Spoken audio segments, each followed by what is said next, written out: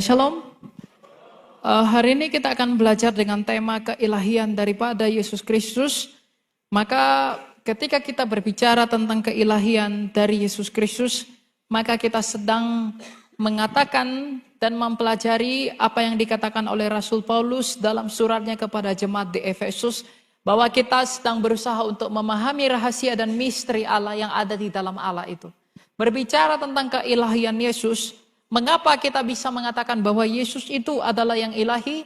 Apa yang membantu kita untuk dapat memahami bahwa Yesus itu adalah yang ilahi? Dan apa yang membuat kita percaya bahwa Yesus itu adalah memang benar-benar yang ilahi? Untuk bisa memahami keilahian Yesus Kristus, maka kita harus bisa mengerti tentang kebagaimanaan Allah. Di dalam kekristenan kita tidak sesimpel bisa mengerti Allah yang esa itu sebagaimana kita mengerti Allah-Allah yang lain. Allah yang lain mengajarkan Allah mereka juga satu, tapi mereka tidak dapat memberikan pengetahuan dan mereka tidak dapat menjelaskan bagaimana Allah mereka yang satu. Tetapi melalui Alkitab, sekarang kita akan belajar mengenai bahwa satu hal yang menjadi dasar iman Kristen, bahwa di dalam seluruh pengakuan dan di dalam seluruh kredo, baik di zamannya Musa, di zamannya Kristus, dari pihak Kristus, dari pihak Paulus sang rasul yang mewakili seluruh para rasul, dan dari pihak murid para rasul yaitu para bapak gereja, sepakat bahwa Allah itu satu. Nabi Musa mengatakan bahwa Allah itu esa. Dalam Ulangan 6, Elohim itu Echad. Kemudian Kristus Yesus dalam Yohanes juga mengatakan bahwa Allah itu esa. Paulus dalam suratnya yang pertama kepada jemaat di Korintus juga mengatakan Allah itu sah. Bahkan setelah eranya para rasul ketika Kristus Tuhan kita yang mulia telah bangkit dan naik ke surga, duduk di sebelah kanan Bapanya, dan para rasul telah mengalami kemartirannya, maka murid-muridnya para rasul yaitu para bapak-bapak gereja, dalam konsili iman di Nikea Konstantinopel merumuskan kredo tahun 325 bahwa Allah itu juga esa. Jadi Musa mengatakan Allah itu esa, Yesus Kristus mengatakan Allah itu esa, Paulus mengatakan Allah itu esa, dan setelah eranya para rasul, sebelum kitab suci dikanonkan di Kartago, itu juga mengatakan Allah itu esa. Artinya tidak pernah ada perdebatan mengenai keesaan Allah dalam kekristenan. Kalau Allah itu esa, Allah itu satu, lalu bagaimana dengan Tritunggal? Tanpa mengerti Tritunggal, kita tidak akan mengerti keilahian Kristus. Karena di dalam Tritunggal lah kita bisa mengenal siapa Yesus Kristus. Melalui Tritunggal kita bisa mengenal siapa Yesus Kristus. Karena Yesus Kristus dikatakan adalah sebagai firman Allah yang datang ke dunia menjadi manusia. Kalau Allah itu esa, lalu bagaimana dengan Tritunggal? Memang dalam pemaparan Tritunggal ada perbedaan antara gereja barat dan juga gereja timur. Gereja barat kental dengan filsafat dan skolastika yang kemudian dipimpin oleh Thomas Aquinas dan juga Agustinus yang dipedomani oleh gereja barat. Tapi bagaimana gereja timur memahami ketritunggalan itu berpacu kepada konsili pertama di Nikea Konstantinopel. Meskipun ada perbedaan cara penjabaran, tetapi esensinya tetap sama. Oleh karena itu apa itu Tritunggal? Kita melihat bagaimana Paulus mengatakan tentang Allah 1 Korintus 8 ayat 6. Bagi kita hanya ada satu Allah yaitu Bapa, yang dari dia berasal segala sesuatu dan yang untuk dia kita hidup. Dan satu Tuhan saja yaitu Yesus Kristus, yang karena dia segala sesuatu telah dijadikan dan yang karena dia kita hidup. Allah itu esa sejak semula. Allah yang esa itu disebut sebagai Sang Bapa. Mengapa dia disebut Bapa? Allah yang esa itu adalah Bapa. Mengapa dia Bapa? Kenapa dia disebut Bapa? Bukan karena dia laki-laki atau perempuan. Dia disebut Bapa karena dia adalah sumber segala sesuatu yang mengandung yang daripada dirinya segala sesuatu berasal. Di dalam dialah segala sesuatu itu ditunjukkan. Itulah pribadi Sang Bapa. Sang Bapa itu adalah Allah yang esa itu. Nah, di dalam diri Sang Bapa, Allah yang esa ini, di dalam diri Sang Bapa yang adalah Allah ini, dia memiliki firman. Yang oleh firman itu dia menciptakan segala sesuatu. Makanya dikatakan berfirmanlah Allah, jadilah terang. Berfirman itu kata kerja, kata bendanya adalah firman. Bersepeda itu kata kerja, kata bendanya adalah sepeda. Berarti kalau berfirmanlah Allah jadilah terang, berarti Allah yang adalah Bapa menjadikan terang menggunakan firman-Nya. Maka Sang Bapa yang adalah Allah itu, di dalam dirinya dia memiliki firman. Firman dalam bahasa Yunani disebut dengan logos. Atau dalam bahasa Ibrani kadang-kala disebut dengan hadafar. Yang kemudian firman ini adalah kecerdasan, ilmu, atau pikiran dari Sang Bapa itu. Makanya dari logos lahirlah kata teologi. Teologi itu dari dua kata Yunani, theos dan logos. Theos itu Allah atau Tuhan, logos itu ilmu. Berarti teologi ilmu tentang Tuhan. Biologi ilmu tentang bio. Eskatologi ilmu tentang eskatologi. Kemudian apa lagi? Banyak. Jadi yang ada logi itu dari kata Yunani logos. Maka Sang Bapa di dalam dirinya, Sang Bapa yang adalah Allah itu, di dalam dirinya dia memiliki ilmu. Dia memiliki pikiran yang oleh pikirannya ini dia menciptakan segala sesuatu. Nah, selain memiliki pikiran yang disebut firman ini, dia memiliki roh. Yang oleh rohnya itu dia menghidupkan segala sesuatu. Dalam Ayub 33 ayat 4, bagaimana kita melihat bahwa Allah itu menghidupkan segala sesuatu melalui rohnya. Ya, Ayub 33 ayat yang keempat. Roh Allah telah menjadikan aku dan nafas yang maha kuasa membuat aku hidup. Roh Allah dan nafas Allah itu sama. Ini adalah paralelisme Ibrani. Jadi roh Allah telah menjadikan aku. Dan nafas Allah telah membuat aku hidup. Yang membuat manusia itu hidup karena dihidupkan oleh rohnya Allah. Ketika penciptaan di dalam kitab Kejadian, dikatakan pada mulanya Allah menciptakan langit dan bumi. Bumi itu kosong, roh Allah melayang-layang di permukaan air. Roh Allah melayang-layang bukan seperti layang-layang. Tapi roh melayang-layang itu lebih kepada artian roh Allah itu siap memberi hidup kepada ciptaannya yang diciptakan dari dan oleh air itu. Maka roh Allah itu adalah sumber hidupnya Allah. Maka yang menghidupkan ciptaannya itu adalah rohnya Allah itu. Maka Sang Bapa yang adalah Allah ini, firman-Nya sendiri atau pikirannya dan rohnya sendiri. Bapa, firman-Nya dan rohnya. Bapa, firman dan roh kudus. Itulah Tritunggal itu. Kalau Bapa adalah Allah, maka firman-Nya pastilah Allah. Dan rohnya pastilah Allah. Tapi tidak ada tiga Allah. Hanya ada satu Allah. Kalau tubuh saya manusia, maka firman yang di dalam saya juga manusia. Roh yang di dalam saya juga manusia. Tapi tidak ada tiga manusia di depan Anda. Hanya ada satu manusia. Ada tiga realita di dalam diri saya. Tetapi hanya ada satu hakikat, yaitu Allah. Saya punya tubuh bukan firman. Firman bukan roh. Tapi tubuh manusia, firman manusia, roh manusia. Tubuh, firman dan roh. Ada tiga realita, tapi hanya ada satu manusia. Maka Bapa yang adalah Allah, firman-Nya sendiri dan rohnya sendiri. Bapa, firman dan roh kudus. Itulah tiga realita dalam satu hakikat Allah itu. Cuma yang membedakan kita dengan Allah, kenapa disebut firman dan roh itu sebagai pribadi? Karena Allah Sang Bapa itu adalah hidup. Maka firman dan rohnya pun pasti hidup. Maka karena firman dan rohnya ini pun hidup, maka disebut sebagai pribadi. Itu yang membedakan Allah dengan kita.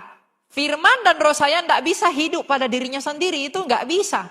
Tapi Bapa, firman-Nya dan rohnya itu memiliki hidupnya. Sehingga karena Allah itu hidup, karena Bapa itu hidup, maka firman-Nya Bapa dan rohnya Bapa pastilah hidup. Maka karena firman-Nya Bapa dan rohnya Bapa itu hidup, maka disebut sebagai pribadi. Itulah Allah Tritunggal. Jadi Bapa, firman-Nya dan rohnya, itulah Tritunggal itu. Nah, kenapa firman ini kemudian disebut anak? Karena ketika Yesus berkata, aku datang dan keluar dari Bapa. Artinya ketika dia di dalam Bapa, ketika dia keluar dari Bapa, dia seolah-olah diperanakkan, maka dia disebut anak Allah. Karena dia datang dan keluar dari Allah. Anak Allah itu bukan berarti Allah beranak. Anak tangga bukan berarti tangga itu beranak. Tetapi Yesus disebut sebagai anak Allah karena dia mengatakan bahwa aku datang dan keluar dari Allah. Aku datang dan keluar dari Bapa. Bapa yang adalah Allah itu, yang memiliki firman dan roh itu, di dalam dirinya sebagai hakikatnya Allah yang esa, kemudian firman-Nya keluar dari dirinya untuk menyatakan siapa Bapa itu. Kamu tidak mungkin kenal siapa saya kalau saya hanya diem. Kalau saya nggak ngomong, Anda tidak tahu saya siapa. Anda tidak tahu saya Elia, Anda tidak tahu saya siapa. Kamu mengenal saya, itu melalui firman saya yang menjadi suara di telinga kamu. Suara saya, kamu terima dalam bentuk suara. Firman saya menjadi suara di telinga kamu, sehingga kamu kenal siapa saya. Sehingga kalau saya katakan kepada kamu, kamu mau ikut saya makan, yang kamu dengar tuh suara saya kan. Lalu kalau kamu tolak, berarti kalau kamu menolak suara saya, kamu sedang tolak saya, tidak? Karena suara saya yang adalah firman saya itu adalah saya. Firman saya menjadi suara di telinga kamu, agar kamu kenal saya, maka agar manusia mengenal Allah Sang Bapa, firman Allah datang menjadi manusia.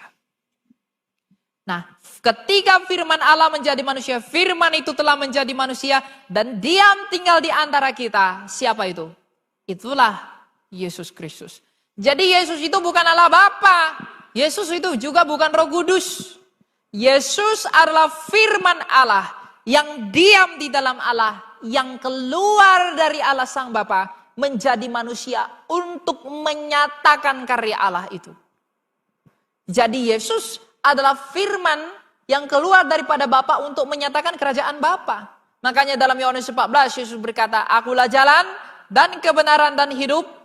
Tak seorang pun yang dapat datang kepada Bapa kalau tidak melalui aku.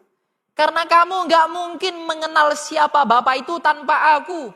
Karena Bapa yang tidak kelihatan, Bapa yang tidak terhampiri itu hanya bisa kamu lihat di dalam aku.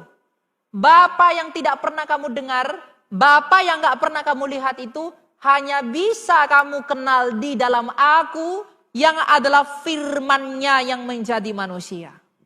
Makanya dikatakan firman pada mulanya adalah firman. Firman itu bersama-sama dengan Allah. Firman itu adalah tidak ada satupun yang telah jadi tanpa firman.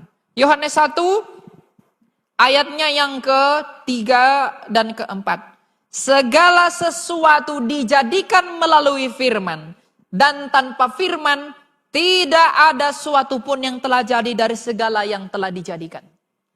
Jadi tanpa firman Allah itu tidak ada yang bisa jadi. Makanya kalau orang mengatakan Tuhanmu ada 3, Kristen menyembah 3 Allah, tidak. Justru Allah itu harus Tritunggal. Kalau Allah itu tidak Tritunggal, itu bukan Allah. Kalau Allah hanya 1, botol minum ini pun 1, apakah dia Allah? Tidak. Mengapa dia disebut Allah? Allah yang 1 itu disebut Allah karena apa? Karena dia hidup dan dia mampu mencipta. Maka Sang Bapa itu adalah Allah yang hidup oleh rohnya. Dan Allah yang bisa mencipta oleh firman-Nya. Maka Allah Sang Bapa, firman-Nya dan rohnya adalah Allah yang hidup, bukan Allah yang mati. Makanya Allah itu nggak bisa nggak Tritunggal. Emang Anda pikir Tritunggal itu buatan-buatan manusia? Tidak. Itu inspirasi ilahi kepada kita agar kita bisa mengerti rahasia dan misterinya Tuhan itu. Kita tanpa mengerti Tritunggal, kita nggak akan ngerti ini. Yesus ngomong, Bapakku, Bapamu.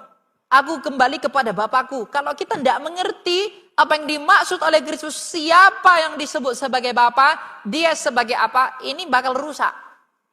Oleh karena itu sebelum belajar Alkitab, yang paling penting adalah kita mengenal Tritunggal itu.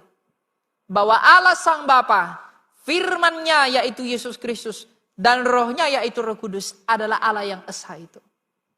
Allah yang esa yang tak dapat dipisahkan tapi bisa dibedakan. Sama seperti saya, tubuh, firman, roh saya itu nggak bisa kamu pisahkan. Tapi bisa kamu bedakan. Kalau salah satunya kamu pisahkan, maka saya tidak lagi manusia. Kalau roh saya kamu pisahkan, saya mayat.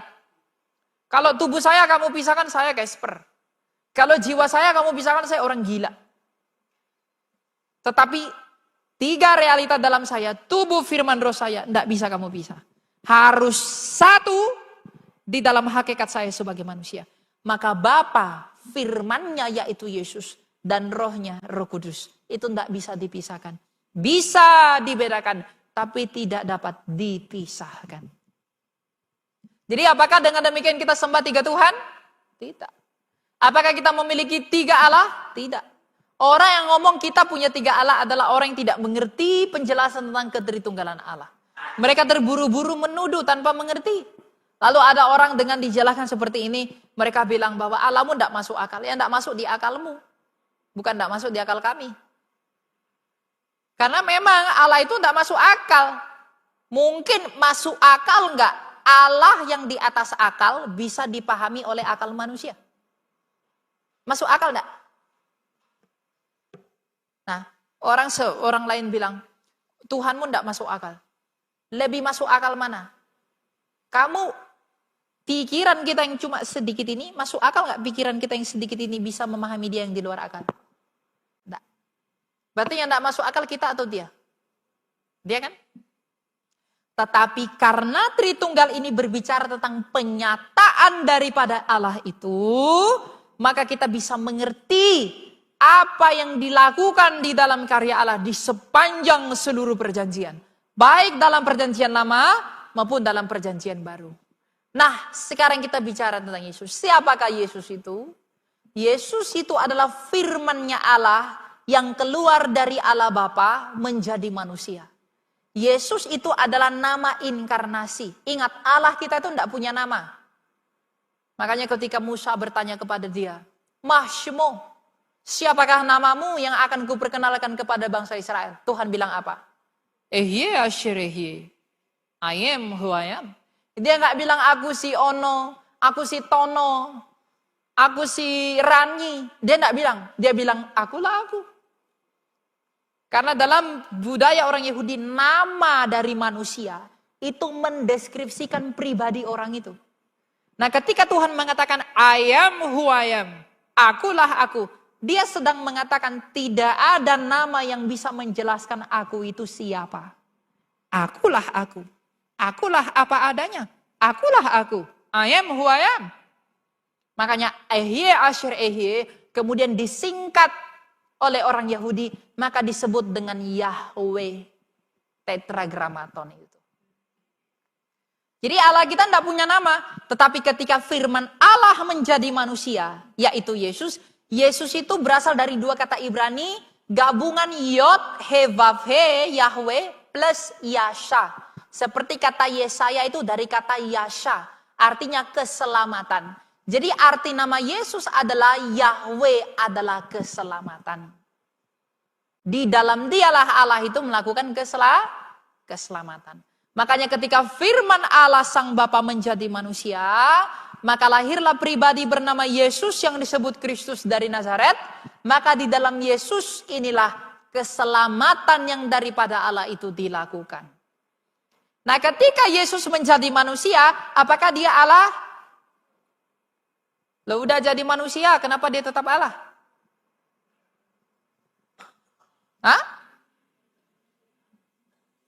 Kita percaya bahwa Yesus itu memiliki 2 kodrat.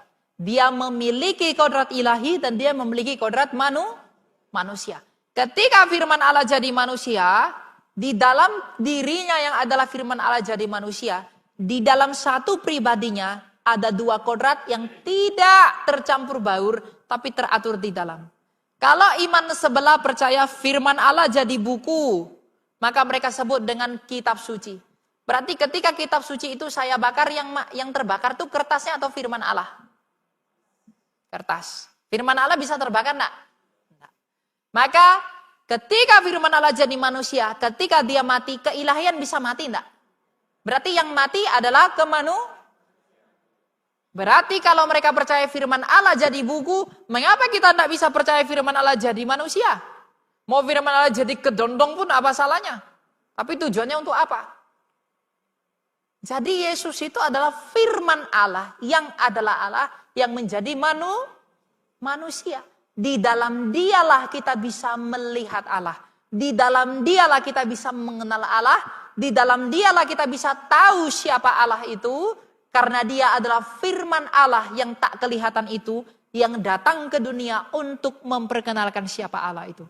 Sekarang saya mau tanya. Mengapa harus firman Allah yang jadi manusia? Mengapa bukan Bapa jadi manusia?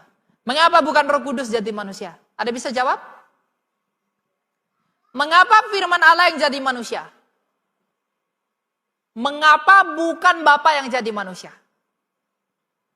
Mengapa bukan Roh Kudus jadi manusia? Ayo. Karena apa? Karena pertama datang. Loh, Bapa juga pertama bisa datang. Ayo. Ada yang bisa jawab? Firman itu kudus, Bapa juga kudus. Khusus.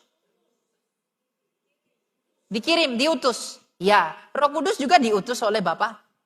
Tapi mengapa tidak Roh Kudus yang jadi manusia? Ya, tapi keluar dari Bapa. Betul, karena dia memang firman. Ada yang jawab? Ya. Betul. Mengapa firman Allah jadi manusia bukan Roh Kudus? Karena manusia itu diciptakan oleh firman Allah. Ingat, manusia diciptakan menurut gambar dan rupa Allah. Coba baca Kolose 1:15. Siapa gambar Allah? Nih ya. Siapa gambar Allah? Kolose 1 ayat 15.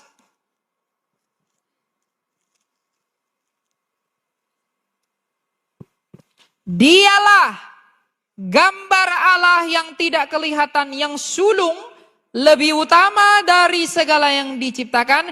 Karena di dalam dialah telah diciptakan segala sesuatu yang ada di surga dan yang ada di bumi. Yang kelihatan dan yang tidak kelihatan, baik singgasana maupun kerajaan, baik pemerintah maupun penguasa. Segala sesuatu diciptakan melalui dia dan untuk dia.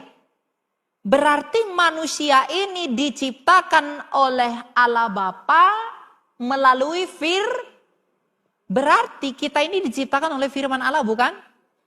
Ketika kita ini diciptakan oleh firman Allah menurut gambar dan rupa Allah, dan gambar Allah itu adalah firman Allah, maka ketika manusia yang diciptakan oleh firman Allah ini rusak oleh dosa, maka firman Allah itu sendiri yang datang memulihkannya. Seperti stempel, saya punya stempel di sini. Ini stempel, lalu saya stempel ke buku ini. Tap. Berarti bentuk stempel di sini itu mengikuti polanya ini kan. Nah, ketika saya stempel tap, berarti yang terbentuk di sini itu mengikuti polanya ini. Tapi ketika stempel yang di sini mulai rusak, maka saya perlu menempelkan capnya kembali ke tempelan itu agar dia jadi baru. Maka ketika kita diciptakan menurut firman Allah, menurut polanya firman Allah, maka ketika kita rusak karena dosa, maka firman Allah itu sendiri menempel kepada manusia agar kita menjadi ciptaan baru. Makanya dikatakan di dalam Yesus kita menjadi ciptaan yang baru. Makanya dikatakan kalau kamu tidak dilahirkan kembali, kamu tidak bisa masuk dalam kerajaan Allah. Karena di dalam Yesus Kristus yang adalah firman Allah itu, yang di dalam dia kita diciptakan, kita menjadi lahir kembali. Karena kita diciptakan oleh firman Allah, menurut firman Allah, maka ketika kita rusak, kita harus lahir kembali dari firman Allah itu. Melalui apa kita lahir kembali? Baptisan. Jadi ketika kita dibaptiskan, kita menjadi terlahir kembali dari firman Allah itu sendiri. Makanya orang Kristen wajib baptis. Kalau punya kesempatan dibaptis. Itulah alasan mengapa firman Allah yang menjadi manusia. Mengapa bukan Roh Kudus jadi manusia, mengapa bukan Bapa jadi manusia. Karena kita diciptakan oleh firman Allah dan dihidupkan oleh rohnya Allah. Maka ketika kita jadi baru diciptakan oleh firman Allah itu, Maka selanjutnya Yesus melakukan apa? Dia mengutus roh penghibur, roh penolong, yaitu Roh Kudus. Ketika kita telah dilahirkan kembali, maka kita diberi hidup yang baru di dalam Roh Kudus yang dari Bapaknya. Makanya orang yang tak percaya Yesus tidak mungkin ditinggali Roh Kudus. Karena dia tidak dilahirkan kembali. Orang di luar Yesus mungkin bisa dihinggapi Roh Kudus. Tetapi Roh Kudus itu tidak akan tinggal di dalam dia. Nah, orang percaya yang telah percaya kepada Tuhan melalui baptisan, Roh Kudus itu bukan hanya hinggap di sini, tapi dia tinggal di dalam. Makanya Tuhan Yesus bilang, aku mau tinggal dan diam di dalam kamu. Mana ada Allah yang seperti itu? Allah lain cuma ajarkan surga, kasih surga. Tapi tidak ada Allah yang pernah mengatakan selain Yesus yang mengatakan, aku mau tinggal dan diam di dalam kamu. Ada enggak Allah begitu? Tidak ada. Artinya kalau Tuhan bilang begitu sama kita, bukankah kita ini begitu berharga di pemandangan matanya? Iya kan? Dia enggak cuma kasih surga Bapak Ibu. Apa sulitnya dia membentangkan surga kasih kepada kita? Dia ciptakan semua emas, berlian, permata. Makanya saya dengar orang cerita. Di agama saya dikasih berlian, saya dikasih permata. Saya diberikan banyak sekali emas ketika saya masuk surga. Dia pikir itu udah bagus sekali. Tidak. Tapi Allah dalam Kristus mengatakan, aku mau diam dan tinggal di dalam engkau. Dan engkau di dalam aku. Tidak ada Allah yang begitu. Hanya Allah Kristen. Itulah karena dia begitu besar kasihnya akan manusia. Maka Allah yang esa, yaitu Sang Bapa, mengutus firman-Nya menjadi manusia, yaitu Yesus Kristus, yang oleh firman-Nya itu kita kembali kepada yang semula ketika kita belum rusak jatuh ke dalam dosa. Maka kalau Bapa adalah Allah, maka firman-Nya Bapa dan rohnya Bapa pastilah Allah. Ada orang pernah berdebat dengan Pak Esra Soru. Lalu mereka bilang, anak presiden atau bukan? Tidak. Anak gubernur atau bukan? Tidak. Anak wali kota atau tidak? Tidak. Lalu Pak Esra Soru, lalu mereka mengatakan, anak Allah, apakah Allah? Tidak. Teriak mereka. Karena ini direkod, jadi saya tidak bisa teriak. Lalu Pak Esra Soru gantian. Pak Esra Soru ngomong, anak bebek atau bukan? Anak ayam atau bukan? Mereka terdiam. Anak Allah atau bukan? Allah. Maka ketika Yesus mengatakan dirinya anak Allah, dia sedang menyamakan dirinya dengan Bapanya yang adalah Allah. Makanya Yesus itu dikejar-kejar oleh orang Farisi karena apa? Karena dia mengatakan dirinya adalah anak Allah. Kalau dia nggak mengatakan dirinya anak Allah, yang dengan demikian ia menyamakan dirinya dengan Allah Bapa, artinya dia nggak akan disalib. Karena yang membuat dia tersalib itu adalah karena dia mengakui dia adalah anak Allah. Dan orang-orang benci kepada pengakuan dia itu. Makanya ketika Tuhan Yesus mengatakan, bisa enggak kamu bisa buktikan aku berdosa? Tidak ada yang bisa buktikan dia berdosa. Bahkan Pontius Pilatus mengatakan, aku tak menemukan kesalahan apapun pada orang ini. Dua pihak, orang Yahudi, orang non-Yahudi tak dapat membuktikan Yesus Kristus itu berdosa. Dan bukti yang paling konkret bahwa dia memang tidak berdosa adalah dia bangkit dari mati. Semua orang berdosa semua mati. Tidak ada yang bangkit. Bahkan siapa yang dibangkitkan Tuhan Yesus? Lazarus, dia mati lagi enggak? Mati kan? 40 tahun setelah dia dibangkitkan Tuhan Yesus, mati lagi. Nah, Tuhan Yesus berkata, lihatlah aku telah mati, namun aku hidup kembali untuk selama-lamanya dan tidak mati lagi. Ini mengapa kita percaya kepada Yesus. Jadi jangan pernah tersandung karena iman, karena Tritunggal. Orang tuh ngejek-ngejek Tritunggal tuh karena nggak ngerti Tritunggal. Dia pikir Tritunggal itu ciptaan Bapak Gereja, itu buat-buatan. Di Alkitab nggak ada kata Tritunggal. Coba di Alkitab mana dikatakan kamu pakai HP? Kenapa kamu pakai HP? Di Alkitab dikatakan di mana kamu pakai kamera? Kenapa kamu pakai kamera? Ayo. Tidak ada istilah Tritunggal dalam Alkitab. Istilah Tritunggal tidak ada, tapi nafas Tritunggal itu ada. Bahkan di dalam kitab Kejadian 1, ayat 1, 2, dan 3. Pada mulanya Allah menciptakan langit dan bumi. Ada Allah di sana. Allah tadi kata Paulus itu siapa? Sang Bapa. Ayat 2. Bumi belum berbentuk dan kosong. Gelap gulita samudra semesta. Dan roh Allah melayang-layang di atas permukaan air. Ada roh Allah. Ayat 3. Berfirmanlah Allah, jadilah terang. Berarti ada firman ada Allah, roh Allah, firman Allah. Bapa, firman, dan rohnya. Itu Tritunggal. Jadi kalau bilang Tritunggal itu tidak ada dalam Alkitab, itu orang tidak belajar.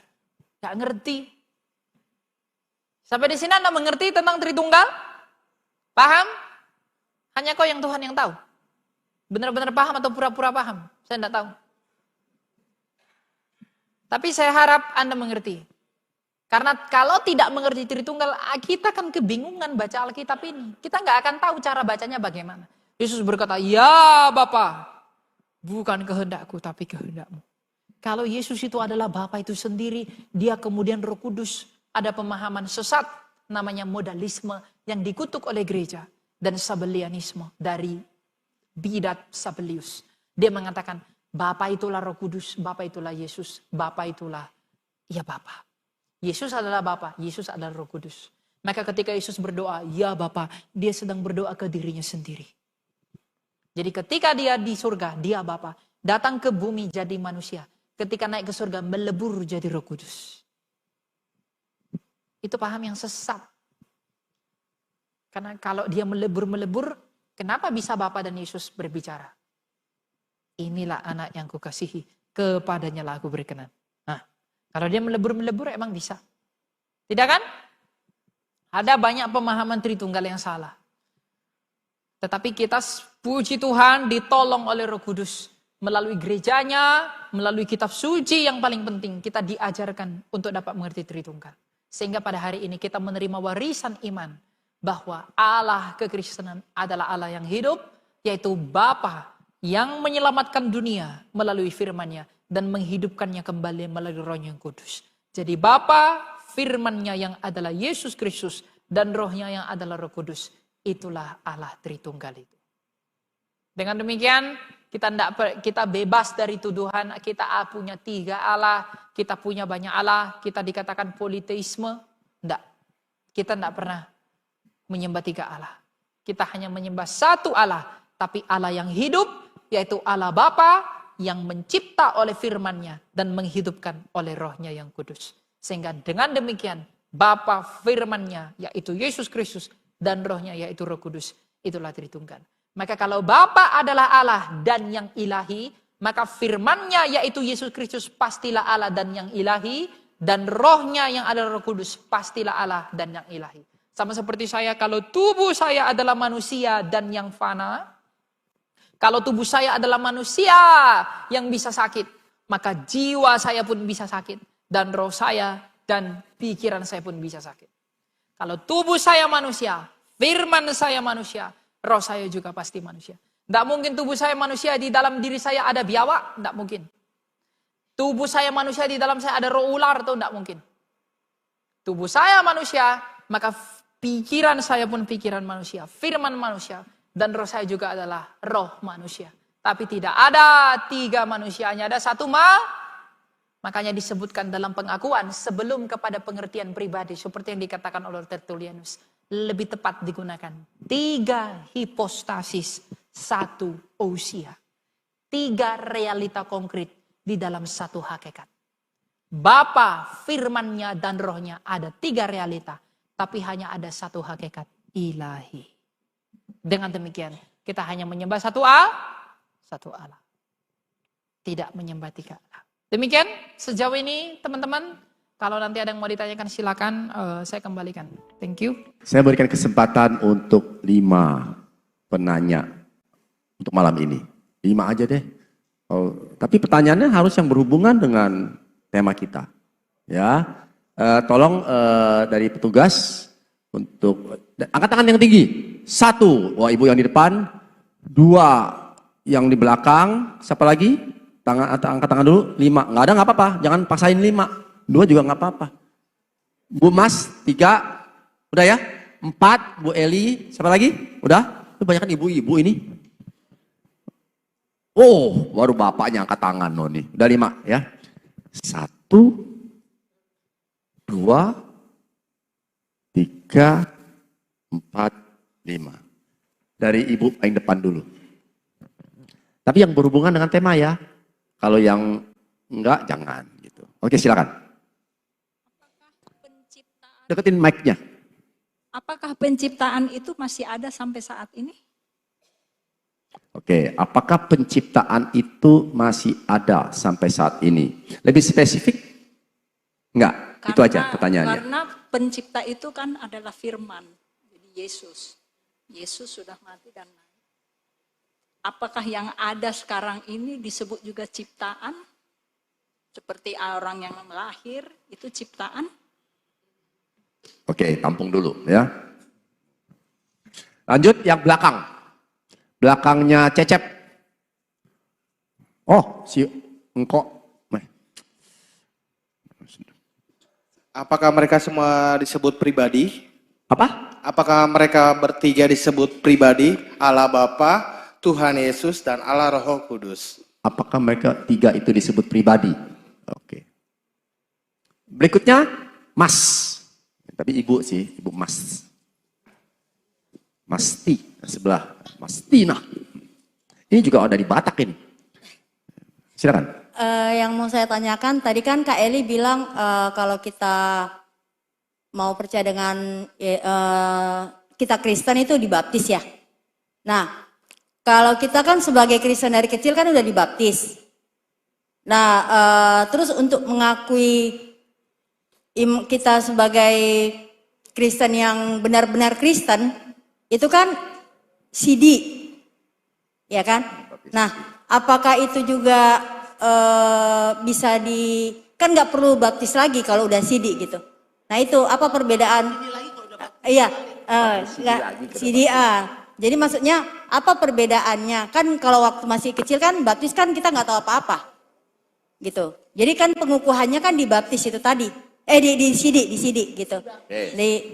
Di baptis. Ya udah jangan argumen di situ nanti. Waduh, rapat sampai malam. Oke, yang Ya, keempat itu. Ibu Terima Eli. kasih.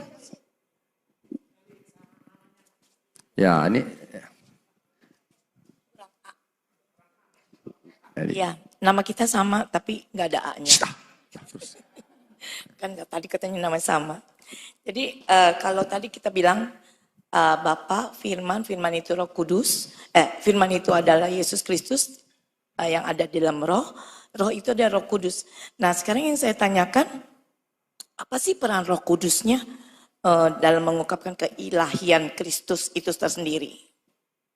Peran Roh Kudus. Yang terakhir tadi Bapak yang musuh saya dulunya. Oh musuh ya, masih dianggap musuh nih. Ya. Udah nggak musuh lagi. Ya, Dulunya perkenalkan musuh. saya Alfred. Saya mau tanya terkait dengan penciptaan. Di dalam firman Tuhan, dalam Kejadian pasal 1 ayat 2, bumi belum berbentuk dan kosong, gelap gulita menutupi samudra raya, dan roh Allah melayang-layang di atas permukaan air. Yang kita pahami artinya bumi masih belum berbentuk dan kosong. Tapi kalimat berikutnya adalah roh Allah melayang-layang di atas permukaan air. Itu maksudnya apa? Artinya kalau di permukaan air sudah nampak permukaan, berarti ada sesuatu yang terbentuk. Mohon penjelasannya. Thank you. Udah ya, 5 aja cukup. Dari Kak Elia, silakan dipilih. Oke, silakan.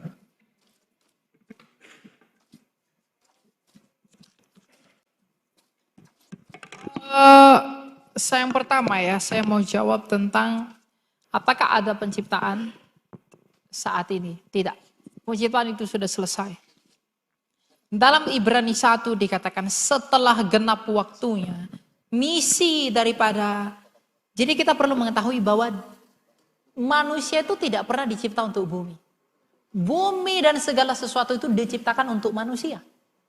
Jadi misi Allah yang paling penting, yang paling tinggi adalah menyelamatkan manusia. Dan karya penyelamatan di Kalvari itu sudah selesai.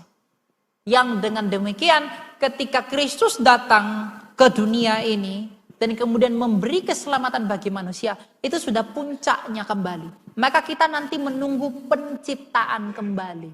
Penciptaan kembali itu pada hari apa? Kebangkitan. Jadi sekarang itu sedang dalam tahap menunggu masa penciptaan kembali, di mana kita sedang kebun anggurnya Allah itu sedang diproses dan kemudian menunggu siap dipanen. Makanya dalam kitab Wahyu dikatakan, Kristus itu akan datang untuk menuai kebun anggur miliknya. Ya semua dunia ini adalah kebun anggurnya Allah. Maka nanti yang manis-manis akan dikumpulkan, yang asam-asam akan dibuang. Ilalang akan ditebang, dilempar ke dalam api, tapi gandum akan dikumpulkan ke dalam lumbung. Baru nanti kemudian disempurnakan kembali ketika kita bersatu dalam relasi yang kudus dengan Allah itu. Jadi apakah sekarang ada penciptaan? Tidak ada. Penciptaan sudah selesai, penebusan sudah selesai, kita sedang menunggu penuaian hingga kepada penciptaan kembali. Penciptaan kembali itu adalah langit bumi baru dan Yerusalem yang baru. Nah itu kita tidak bisa bayangkan itu seperti apa Bapak Ibu. Jadi kalau Anda tanya seperti apa langit bumi baru, saya dengan tegas mengatakan saya tidak tahu. Karena memang kita belum tahu itu seperti apa. Ya. Nah tadi yang kedua, pertanyaan tentang pribadi. Apakah Firman dan Roh Kudus disebut pribadi? Ya, mereka disebut pribadi. Tapi bukan pribadi seperti manusia. Jadi seperti tiga manusia diikat jadi satu, tidak. Tapi dia disebut pribadi karena dia hidup dan memiliki hidup. Makanya dia disebut pribadi. Di sini ada salah sangka ya. Kata pribadi itu dipikirkan pribadi itu artinya ya pribadi itu ya persona. Tetapi persona yang dimaksudkan oleh Tertullianus itu bukan persona yang mungkin dicampur dengan pemahaman skolastika dan juga filsafat dari barat. Tapi pribadi dimaksud di sana adalah dia yang hidup. Karena firman Allah, karena Allah itu hidup, maka firman Allah itu pun hidup. Makanya dikatakan sama seperti Bapa memiliki hidup, kata Yesus, maka anak pun memiliki hidup di dalam dirinya sendiri. Nah itulah mengapa dia disebut pribadi.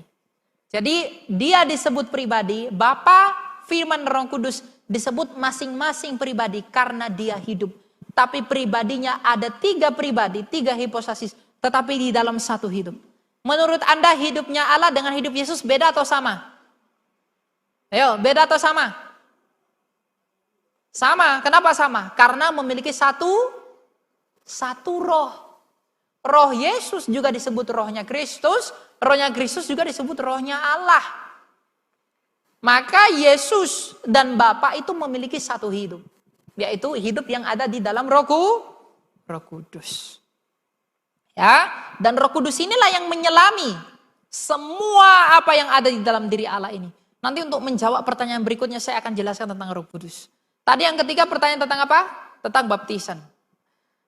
Nah, saya udah baptis kecil. Lalu kemudian besar saya perlu baptis lagi enggak? Enggak perlu. Kenapa? Baptisan itu tujuannya untuk apa sih?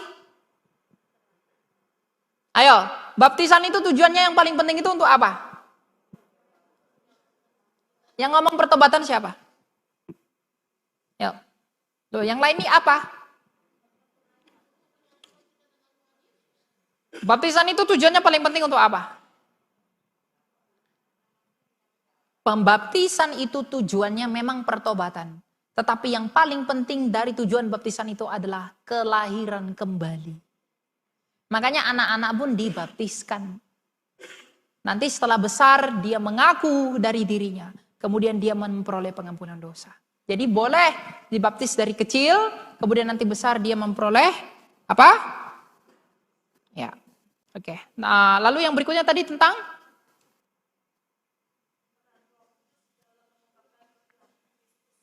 peran Roh Kudus. Peran Roh Kudus itu adalah dia penolong bagi kita. Dia menolong kita untuk mengerti siapa Allah itu. Di dalam 1 Korintus 2 ayat 11 dikatakan bahwa Roh Allah itulah yang mengerti apa yang ada di dalam Allah itu. Makanya kita nggak mungkin bisa mengerti siapa Yesus tanpa Roh Kudus. Karena Bapa mengasihi Yesus di dalam Roh Kudus, Yesus mengasihi Bapa di dalam Roh Kudus. Karena sama seperti manusia, tidak ada yang tahu apa yang di dalam diri kita selain daripada roh kita, maka tidak ada yang bisa tahu apa yang ada di dalam diri Allah selain daripada roh Allah itu sendiri. Jadi roh Allah itulah yang menolong kita untuk mengerti siapa Allah itu. Begitu ya? Jadi tujuan Roh Kudus itu adalah dia penolong, dia penghibur, dan dia menuntun kita untuk mengerti siapa Allah itu. Tanpa Roh Kudus tidak mungkin kita bisa mengenal Allah itu. Makanya Tuhan Yesus mengatakan, aku mengirim kepadamu penolong yang lain, parakletos yang lain, agar kamu mengerti siapa aku. Makanya dikatakan dalam ayat kitab yang lain, tanpa Roh Kudus tak seorang pun yang dapat mengaku Yesus adalah Tuhan. Karena Roh Kuduslah yang bisa membuat kita mengerti siapa Yesus itu. Lalu berikutnya tadi,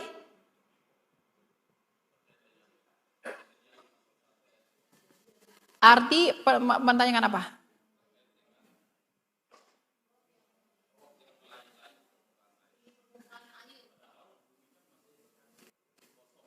Iya, bumi belum berbentuk kosong itu artinya belum diciptakan. Petrus mengatakan bumi ini dijadikan dari air. Jadi memang dari air dan itu belum ada bentuknya, belum seperti sekarang ada pohon-pohonan, ada bentuk-bentuk. Dari itu masih air menggumpal. Seperti perkataan Petrus, ya bumi ini dijadikan dari air dan oleh air. Tapi kemudian air itu dihidupi oleh Roh Allah, maka jadilah tumbuh-tumbuhan, jadilah ini apa segala macam. Dihidupkan oleh Roh Allah, bumi yang belum berbentuk, yang dasarnya air, bumi ini dasarnya air. Seperti perkataan Petrus. Tapi belum punya bentuk, tidak seperti apa-apa, maka Roh Kudus memberi dia hidup. Maka ketika firman Allah jadikan tap, maka Roh Kudus mengaliri, mencengkerami semesta ini dan menyuplai dia hidup. Maka terakhir dicipta manusia, diambil dari debu tanah, kemudian manusia itu dibentuk menurut selemnya Allah, menurut gambar dan rupanya Allah, kemudian diberikan nafas yang ilahi. Jadi arti bahwa Roh Allah itu melayang-layang sebenarnya adalah Roh Allah itu mencengkerami bumi ini, mencengkerami semesta, sehingga dia menyuplai hidup ke dalam semesta ini. Ada satu hal yang perlu saya sampaikan kepada Bapak Ibu. Mengapa manusia ketika dikatakan dalam Yohanes 3, ini berkaitan dengan Kristus. Mengapa dikatakan barang siapa yang percaya kepada Yesus tidak binasa melainkan beroleh hidup yang kekal? Kenapa?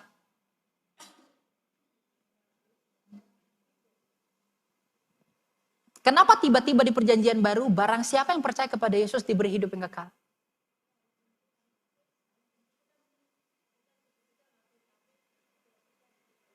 Oh, berarti Tuhan ciptakan kita untuk mati. Ya itu bagus. Tapi inilah rahasianya Allah. Ini tidak bisa dijelaskan iman lain, hanya Kristen. Coba tanya kepada iman lain, mengapa ada kematian? Mereka akan jawab apa? Mereka bilang takdir. Mereka bilang sudah ditetapkan Allah. Hanya kekristenan yang bisa menjawab misteri mengapa ada kematian. Yang menyebabkan kematian itu apa? Dosa. Dosa itu apa? Hutang. Hatah dalam bahasa Ibrani, hamartia dalam bahasa Yunani. Hutang apa kepada Allah yang membuat kita mati? Apa hutang kita kepada Allah sehingga kita mati? No. Bukan. Apa arti kematian itu? Apa arti kematian? Terpisah dari A? Sebenarnya tidak.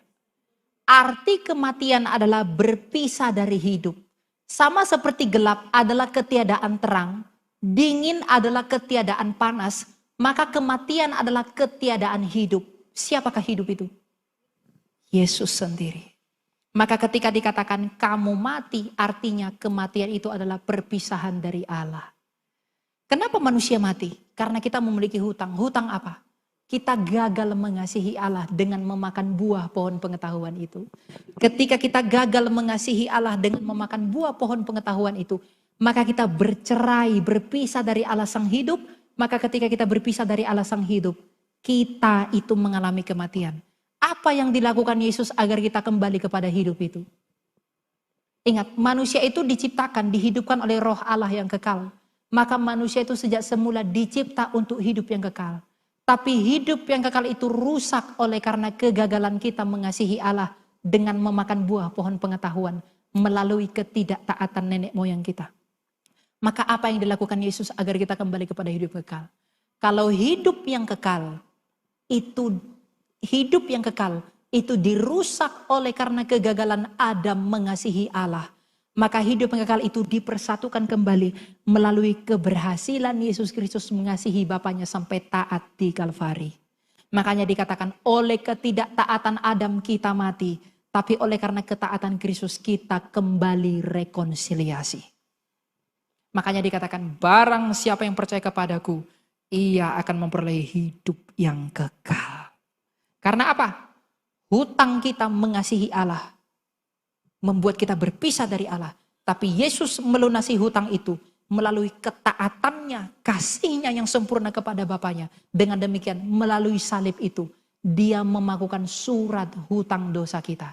Melalui salib itu hutang kita yang adalah mengasihi Allah dilunasi oleh Yesus. Karena salib adalah tanda kasih Yesus yang sempurna kepada Bapaknya. Ini tidak bisa dijelaskan iman lain. Dalam kan? Dalam. Tapi banyak tidak ngerti. Banyak tidak mau belajar. Kenapa? Karena lebih enak cari dunia daripada cari Allah. Paulus mengatakan bahwa di dalam Kristus begitu banyak misteri yang tidak dibukakan kepada mereka yang di luar daripada Kristus. Jadi kalau kamu seorang Kristen, kamu seorang jemaat di tempat ini, kamu memiliki privilege di mana Roh Kudus di dalam kamu itu siap membantumu untuk mengerti rahasia dan misteri Allah. Tapi pernahkah engkau meminta? Tidak. Kamu lebih suka cari uang, lebih suka cari perempuan, lebih suka cari laki-laki. Anak muda lebih suka memikirkan apa makanan enak. Bagaimana gaya pacaran yang hebat. Bagaimana nanti aku kemudian dapat uang banyak, dapat banyak hal. Tapi tidak memahami bagaimana misteri Kristus. Memahami rahasia Allah melalui pertolongan daripada Roh Allah. Itu adalah hal yang paling berharga, privilege yang paling utama sebagai orang Kristen. Apa yang dicari manusia di bumi ini Bapak Ibu? Apa yang diinginkan manusia di bumi ini? Mengapa kamu berbisnis? Mengapa kamu kerja? Mengapa kamu cari uang? Mengapa orang rela korupsi? Mengapa orang rela merampok? Mengapa orang rela membunuh? Yang dicari manusia di seluruh bumi ini hanya satu. Hidup. Apapun agamamu, apapun kepercayaanmu, dari perempuan manapun kamu dilahirkan, dari negara manapun kamu berasal, dari Tiongkok, dari Cina, dari Australia, dari Eropa, dari manapun, yang dicari manusia itu hanya satu, hidup. Demi hidupnya mereka mati-matian bekerja setiap hari demi uang, demi perut, demi hidup. Hiduplah yang diusahakan seluruh manusia. Maka kalau engkau kaya, punya banyak uang, perutmu sakit, kamu pergi Singapura berobat. Mukamu makin tua, kamu pergi Korea operasi. Tapi kamu tetap hidup. Ya kan? Hiduplah yang dicari manusia. Dan kematianlah yang paling dihindari manusia. Kalau hidup yang paling dicari manusia, kematian yang paling ditakuti manusia, apakah alasan manusia itu menolak Yesus Kristus yang telah mengalahkan kematian melalui kebangkitannya dan memberi hidup melalui itu? Tidak ada. Ini rahasia Kristus. Makanya kalau Kristus tidak bisa memuaskan batinmu, apapun yang kau miliki di dunia ini nggak bisa memuaskanmu. Percaya itu. Kalau kamu andalkan uangmu, Herodes Antipas, Agripa, Kaisar Agustus, Kaisar Tiberius, kurang kaya apa? Tapi apakah kekayaan uang mereka bisa memberikan mereka hidup? Tidak! Hari ini mereka masih mati. Kalau kamu cari pinter, apalagi anak muda baru sekolah di Vancouver, sekolah di Melbourne, pergi ke Kanada, pergi ke Amerika, sekolah di Massachusetts, pergi ke Harvard, belajar filsafat, Aristotle, Lao Tzu, Kongfucu, belajar banyak filsafat. Aku tidak mau percaya Yesus. Belajar filsafat, tinggalkan Yesus. Aristotle, Thales, Strabo, orang-orang pintar di Yunani dan orang-orang pintar di Tiongkok. Apakah kepintaran mereka bisa membuat mereka lepas dari mati? Tidak. Kekayaan, kuasa, Alexander the Great itu orang paling hebat dalam sejarah dunia. 12 tahun dia berperang, tak seorang pun kalahkan dia. Ketika dia dari Makedonia istananya ke Yerusalem lalu mau pergi ke Alexandria, dia mati karena demam tinggi.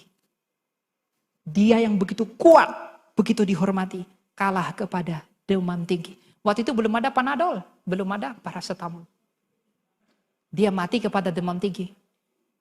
Artinya sekaya apapun engkau, sebanyak apapun uangmu, sekuat apapun engkau, apapun yang kau miliki di dunia ini, tak dapat menolongmu. Makanya Kristus berkata, akulah pokok anggur yang benar. Di luar aku, engkau tak dapat berbuat apa-apa. Karena semua orang kaya, semua orang hebat, semua orang yang punya segala sesuatu di dunia ini telah mati. Elon Musk itu takut mati pindah ke Mars.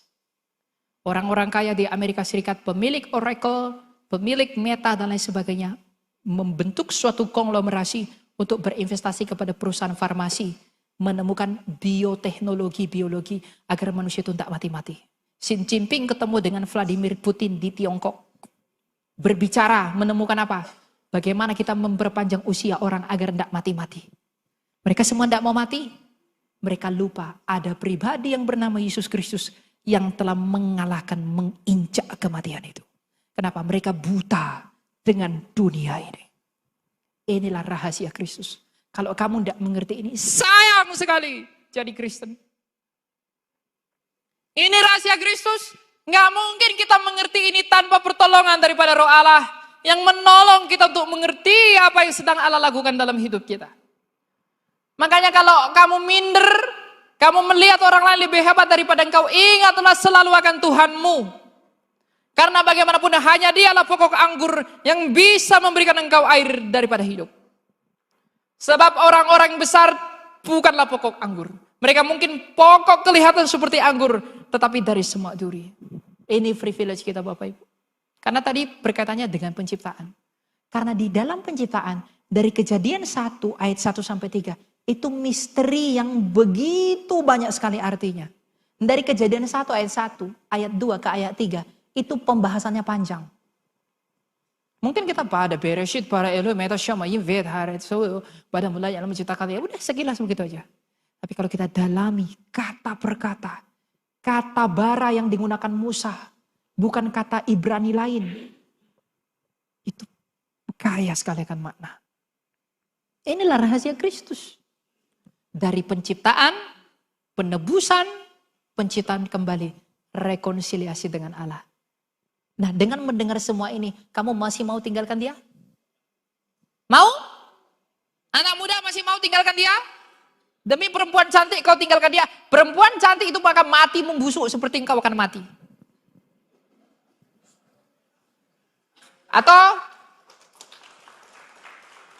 Atau perempuan mau demi laki-laki, dia kaya, banyak uang. Tak apa-apa. Makanya kalau orang bilang, semua agama sama saja, semua agama sama saja, semua ajarkan baik. Benar, semua agama ajarkan baik. Buddha ajarkan baik. Konghucu ajarkan baik. Islam ajarkan baik. Semua memang mereka ajarkan baik. Tapi apakah yang dihasilkan dari ajaran mereka itu? Ajaran baik yang menghasilkan hidup, itu hanya ajaran Yesus Kristus. Semua agama baik, betul. Ateis yang tak beragama pun bisa baik. Semua agama ajarkan baik. Tapi ajaran baik yang ada pada Kristus, itulah yang menghasilkan hidup. Mengapa engkau berbuat baik hanya demi sebuah kematian? Tapi di dalam Yesus, kita tidak hanya diajarkan hukum yang paling tinggi, tapi kita diberitahu bahwa dari hukum itu kita diberikan hidup. Konghucu itu orang paling berhikmat. Dia mengajarkan suatu narasi yang bagus. Dia mengatakan apa? Jangan kamu lakukan apa yang kamu gak suka terhadap orang lain. Itu bagus. Itu terkenal sekali di Tiongkok. Tapi Yesus Kristus memberikan yang lebih tinggi daripada itu. Dia mengatakan apa? Lakukanlah apa yang kamu ingin orang lain berbuat kepadamu. Jadi kalau kamu ingin bermoral, Yesus jawabannya. Kamu mau hidup, Yesus jawabannya. Kamu mau kebenaran, Yesus jawabannya. Kamu mau jalan, Yesus jawabannya. Ketika Yesus berkata, akulah jalan dan kebenaran dan hidup. Ketika dia mengatakan, akulah jalan. Dia menjadi jawaban atas seluruh agama yang berusaha jadi jalan. Ketika dia mengatakan akulah kebenaran, dia menjadi jawaban atas seluruh dunia filsafat yang berusaha menjadi kebenaran.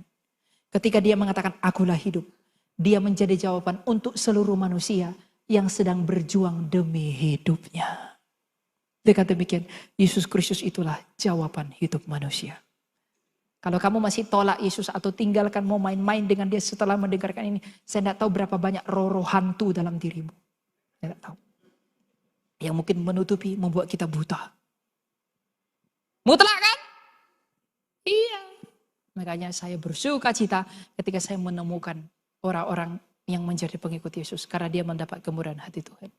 Setelah itu tadi pertanyaan apa? Yang kedua? Yang berikutnya? Habis. Pas sekali penutup ya. Jadi ini sebagai tambahan saya. Bahwa kita sebagai orang Kristen, kita itu punya kekayaan yang tidak dapat mati. Di dalam Kristus kita menjadi sempurna. Karena hidup yang dicari manusia tidak dapat disediakan oleh manusia. Tapi bisa diberikan oleh Yesus. Mengapa para rasul tidak takut mati? Mengapa mereka tidak takut mati Bapak Ibu? Mereka tidak takut mati. Pengikut Kongfucu, pengikut Lao Tzu yang tulis Tao Te Ching mati semua. Tidak. Mengapa para hanya rasul tidak takut mati? Kenapa Markus tidak takut mati di Alexandria? Ditarik kuda. Kenapa Petrus tidak takut mati disalib terbalik di Roma? Yohanes digoreng seperti dodol. Paulus dipenggal di Roma. Mengapa mereka semua tidak takut mati? Karena mereka telah melihat. Tuhanku telah menginjak kematian. Untuk apa aku takut kematian? Jadi kalau kita masih takut mati, takut menderita, takut miskin, iman kita mungkin masih palsu. Belum sungguh-sungguh. Karena iman yang benar tidak ada ketakutan. Rasul Yohanes mengatakan, di dalam kasih tidak ada ketakutan. Iman, pengharapan, dan kasih. Yang terbesar antaranya adalah kasih yang membuat kita beriman. Iman yang menuntun kita kepada pengharapan. Kalau kita masih takut, artinya kita tidak punya kasih. Tidak mungkin kita beriman. Tidak mungkin kita punya pengharapan. Enak tidak jadi Kristen? Tidak enak. Yang bilang enak tuh enggak Kristen beneran. Itu Kristen main-main. Karena kalau mau enak-enak jangan ikut Yesus. Ya kan? Ketika iblis coba Yesus, dia tawarkan yang enak. Enggak. Kalau engkau anak Allah, jatuhkan dirimu. Aku kasih ini itu. Tapi Yesus bilang, kau ikut aku, pikul salib. Jadi kalau orang bilang, aku ikut Yesus, enggak ada struggle. Itu enggak Yesus beneran, itu Yesus yang diserupakan. Kamu lebih baik ke sebelah. Enggak ada salib. Tapi dalam Kristus ada pikul salib. Maka mari kita memohon pertolongan kepada Allah. Agar di dalam kemurahan hatinya, dia memberikan rohnya berdiam dalam kita. Agar kita selalu mengerti dalam perenungan, dikaruniai kerendahan hati, dikaruniai kerelaan, dikaruniai untuk kemampuan untuk menyerahkan diri.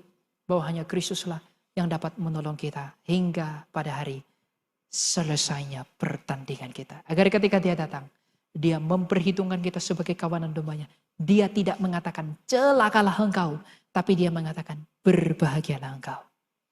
Tidak ada hal yang paling indah selain daripada berdamai dengan pencipta kita sendiri. Tidak ada. Kamu berdamai dengan saudaramu, bagus. Kamu berdamai dengan musuhmu, bagus. Tapi berdamai dengan penciptamu yang membuat engkau ada. Itu lebih bahagia dari apapun. Tapi dunia ini menipu kita. Senang-senang saja dulu, senang-senang. Nanti itu belakangan. Iblis itu tidak mau kita menderita sekarang. Dia mau kita menderita bersama dia di kekekalan. Tapi Tuhan mengizinkan kita di proses hari ini. Agar kita murni dan kemurnian itu siap menemui kemuliaannya ketika dia datang sebagai Raja. Maka kita berdoa, ya Tuhan ingatlah akan kami apabila Engkau kembali dalam kemuliaan-Mu. Amin.